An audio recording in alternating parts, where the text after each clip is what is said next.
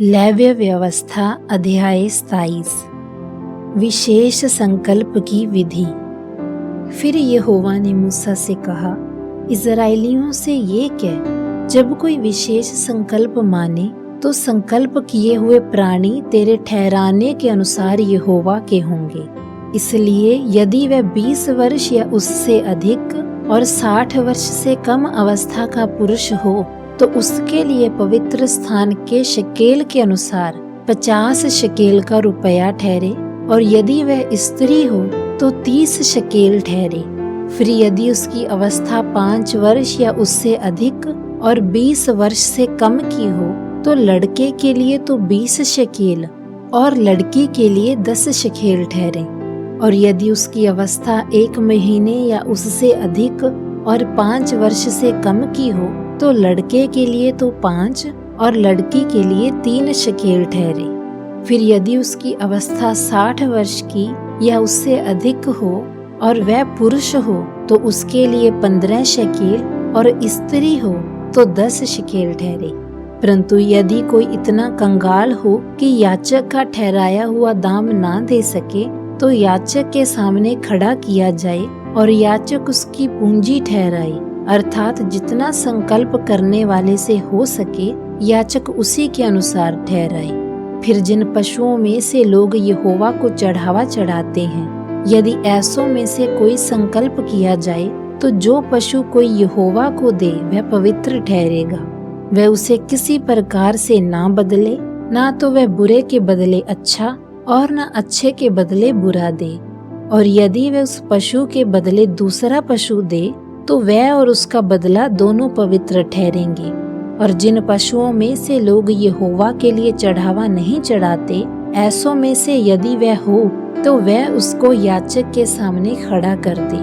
तब याचक पशु के गुण अवगुण दोनों विचार कर उसका मोल ठहराए, और जितना याचक ठहराए उसका मोल उतना ही ठहरे। और यदि संकल्प करने वाला उसे किसी प्रकार से छुड़ाना चाहे तो जो मोल याचक ने ठहराया हो उसमें उसका 5वां भाग और बढ़ाकर भर दे। फिर यदि कोई अपना घर यहोवा के लिए पवित्र ठहरा कर संकल्प करे तो याचक उसके गुण अवगुण दोनों विचार कर उसका मोल ठहराए, और जितना याचक ठहराए उसका मोल उतना ही ठहरे। और यदि घर का पवित्र करने वाला उसे छुड़ाना चाहे तो जितना रुपया याचक ने उसका मोल ठहराया हो उसमें वह 5वां भाग और बढ़ाकर भर दे, तब वह घर उसी का रहेगा। फिर यदि कोई अपनी निज भूमि का कोई भाग यहोवा के लिए पवित्र ठहराना चाहे तो उसका मोल इसके अनुसार ठहरे कि उसमें कितना बीज पड़ेगा। जितना भूमि में होमेर भर जौ पड़े उतनी का मोल 50 शकेल ठहरे।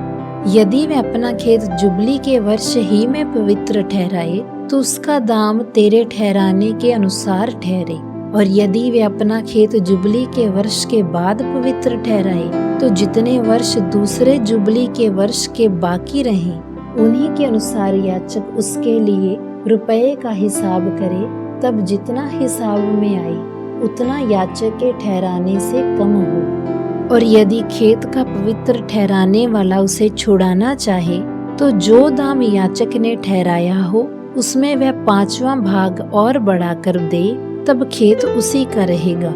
और यदि वह खेत को छुड़ाना ना चाहे या उसने उसको दूसरे के हाथ बेचा हो तो खेत आगे को कभी न छुड़ाया जाए। परंतु जब वह खेत जुबली के वर्ष में छूटे तब पूरी रीति से अर्पण किए हुए खेत के समान यहोवा के लिए पवित्र ठहरे, अर्थात वह याचक ही की निज भूमि हो जाए। फिर यदि कोई अपना मोल लिया हुआ खेत जो उसकी निज भूमि के खेतों में का ना हो यहोवा के लिए पवित्र ठहराए तो याचक जुबली के वर्ष तक का हिसाब करके उस मनुष्य के लिए जितना ठहराए उतना ही वह यहोवा के लिए पवित्र जानकर उसी दिन दे दे। और जुबली के वर्ष में वह खेत उसी के अधिकार में जिससे वह मोल लिया गया हो फिर आ जाए, अर्थात जिसकी वह निज भूमि हो उसी की फिर हो जाए। और जिस जिस वस्तु का मोल याचक ठहराए उसका मोल पवित्र स्थान ही के शकेल के हिसाब से ठहरे, शकेल 20 गेरा का ठहरे। परंतु घरेलू पशुओं का पहलौठा जो यहोवा का पहलौठा ठहरा है उसको तो कोई पवित्र न ठहराए, चाहे वह बछड़ा हो चाहे भेड़ या बकरी का बच्चा, वह यहोवा ही का है। परंतु यदि वह अशुद्ध पशु का हो तो उसका पवित्र ठहराने वाला उसको याजक के ठहराए हुए मूल के अनुसार उसका 5वां भाग और बढ़ाकर छुड़ा सकता है। और यदि वह ना छुड़ाया जाए तो याजक के ठहराए हुए मूल पर बेच दिया जाए। परंतु अपनी सारी वस्तुओं में से जो कुछ कोई यहोवा के लिए अर्पण करे, चाहे मनुष्य हो चाहे पशु, चाहे उसकी निज भूमि का खेत हो, ऐसी कोई अर्पण की हुई वस्तु ना तो बेची जाए और ना छुड़ाई जाए। जो कुछ अर्पण किया जाए वह यहोवा के लिए परम पवित्र ठहरे। मनुष्यों में से जो कोई अर्पण किया जाए वह छुड़ाया ना जाए, निश्चय वह मार डाला जाए। फिर भूमि की उपज का सारा दशमांश, चाहे वह भूमि का बीज हो चाहे वृक्ष का फल, वह यहोवा ही का है, वह यहोवा के लिए पवित्र ठहरे।